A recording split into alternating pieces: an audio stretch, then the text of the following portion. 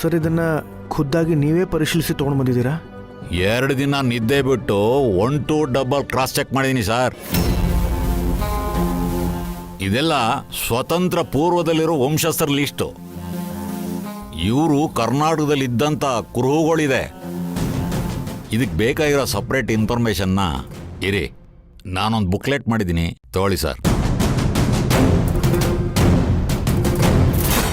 ಆದರೆ ಸರ್, ಇಂಥವರು ಎಕ್ಸಾಕ್ಟಾಗಿ ಎಲ್ಲಿರ್ತಾರೆ ಅಂತ ಹೇಳೋಕ್ಕಾಗಲ್ಲ. ನಿಮ್ಗೆ ಇನ್ನೂ ಡೀಟೇಲ್ಸ್ ಬೇಕು ಅಂದರೆ ಕೆಲವು ಡಿಪಾರ್ಟ್ಮೆಂಟ್ಗಳಿದ್ದಾವೆ, ಲೆಟ್ರ್ ಕೊಟ್ಟು ಚೆಕ್ ಮಾಡಿಸ್ಬೇಕು.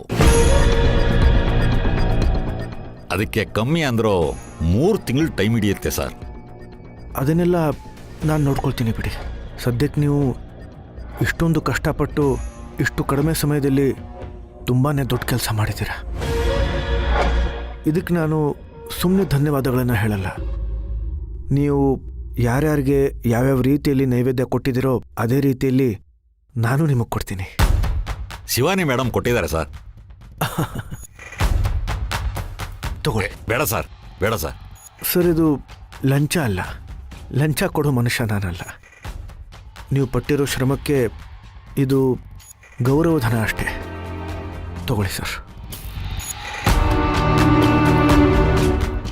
ತಗೊಳ್ಳಿ ಸರ್.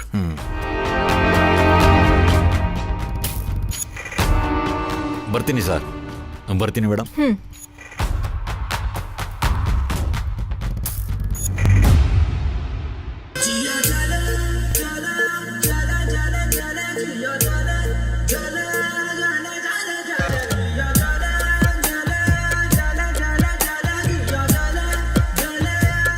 ಭಾವ, ನಿನ್ಗಿನ್ನೂ ಸಾಕಷ್ಟು ಟೈಮ್ ಇದೆ.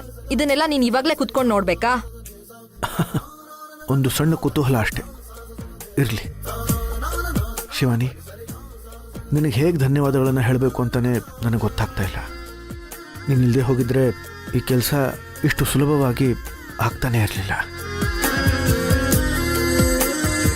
ಸರಿ, ನಿನಗೇನು ಇಷ್ಟ ಹೇಳು, ಆರ್ಡರ್ ಮಾಡ್ತೀನಿ. ಜೊತೆಯಲ್ಲೇ ಊಟ ಮಾಡೋಣ. ಓಹೋ, ಬುದ್ಧಿವಂತ.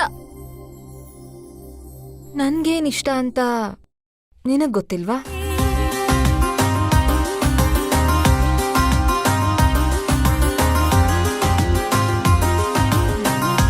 ಸರಿ ಬಿಡು, ನಾನೇ ಆರ್ಡರ್ ಮಾಡ್ತೀನಿ. ವೇಟರ್,